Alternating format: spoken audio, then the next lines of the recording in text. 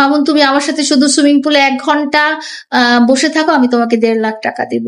আমি মামুনকে নিয়ে সবসময় মেয়ে রিলেটেড ইস্যু টেনশন করার চেয়ে আমি সমকামী রিলেটেড ইস্যুতেই খুব টেনশন করতাম। আমি সামনে বসা, সে আমার কাছ থেকে মামুনকে একটু আলাদা করে একটু পাশের রুমে নিয়ে যে একটা ইনডিসেন্ট প্রপোজাল দিয়ে দিতে। তো মামুন তো মাশাল্লাহ খুব অ্যাট্রাকটিভ এন্ড ও খুব মানুষকে কনভিন্স করতে পারে।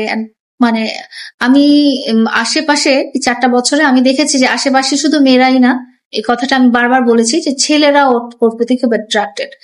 তো ওর আশেপাশে আমি যেটা আপনি মিন করেছেন যে সমকামী ব্যক্তি, ওর আশেপাশে আমি অনেক সমকামী ব্যক্তি দেখেছি, এবং যারা ইভেন আমাদের বাসায় এসেও মামুনকে নানাভাবে ইনডিসেন্ট প্রপোজাল দিয়েছে, এবং যেই জিনিসগুলো মামুন ফেস করে আসছে আমি দেখেছি। 4টা বছর থেকেই মামুনের আশেপাশে নানা রকম সমকামী মানুষ ছিল, এবং নানা রকম সমকামী মানুষ ওরা যেটা করতো যে ওরা আমাকে সহ্য করতে পারতো না, টলারেট করতে পারতো না মামুনের পাশে, এবং চাইতো যে আমার আর মামুনের সাথে ঝগড়াঝাটি হয়ে যাক। মামুনকে গিফট পাঠাইতো, মামুনকে নানা রকম।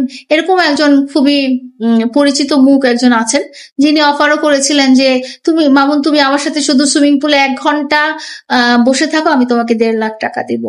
হ্যাঁ, বা আমি তোমাকে জমি কিনে দিব, আমি তোমাকে বাড়ি কিনে দিব। লাখ করে দিতে পারতেছে না, আমি তোমাকে বাড়ি করে দিব। এই দেখো আমার বাড়ি ঘর, এই দেখো আমার জুতা, তোমার কোন জুতাটা লাগবে, এই দেখো আমার আলমিরা, তোমার কোন শার্টটা লাগবে, কি লাগবে। এই ধরনেরও অনেক মানুষ আছে যারা, তো তারা সবসময় চাইতো যে মামুন আর আমি আলাদা হয়ে যাই।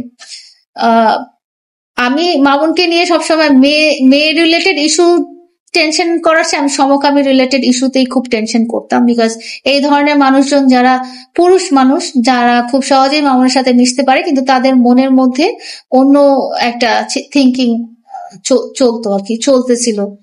এই ধরনের মানুষকে নিয়ে আমি দেখেছি যে মামুন সমকামী না, ডেফিনেটলি আমি খুব ক্লিয়ারলি বলে ফেললাম যে মামুন সমকামী না, এবং মামুন খুব প্রাণপণ চেষ্টা করতে এই ধরনের মানুষদের অ্যাভয়েড করার জন্য। এই খুব লোভনীয় অফার গুলো ছিল যে তুমি আমার সাথে শুধু খাইতে বসো, আমি তোমাকে এত টাকা দিব, বা এটা সেটা। এই অফার গুলো সে করতো, সে রিজেক্ট করতো। হ্যাঁ, এবং এই যে যেটা বললাম যে আমি খুব টেনশনে থাকতাম, কারণ ওরা আমার বাসায় এসে পর্যন্ত আমি সামনে বসা, সে আমার কাছ থেকে মামুনকে একটু আলাদা করে একটু পাশের রুমে নিয়ে যে একটা ইনডিসেন্ট প্রপোজাল দিয়ে দিত। তো এইরকম সিচুয়েশনের মধ্যে আমরা গিয়েছি, মামুনও গিয়েছে। তো এখন দেখার বিষয় হচ্ছে যে এই যে অফার গুলো হতো, একটা সুইমিং পুলে 1 ঘন্টা বসে থাকার জন্য একটা 1.5 লাখ টাকার অফার, এই অফারটা আসলে মানুষ কতদিন রিজেক্ট করতে পারে, এই ধরনের অফার গুলো মানুষ কতদিন রিজেক্ট করতে পারে। তো এটাই বলতে চাই যে এই সমাজে আসলে এই ধরনের মানুষের সংখ্যা অনেক বেশি, এবং আমাদের আশেপাশের মানুষদের মধ্যে এই ধরনের মানুষ আছে, এবং যেটা খুব একটা রিলেশনের মাঝখানে খুব বড় একটা বাধা, খুব বড় একটা অবস্ট্যাকল। কারণ এই ধরনের মানুষরা চাইতো যে মামুনকে আমার কাছ থেকে আলাদা করে নিয়ে যাক।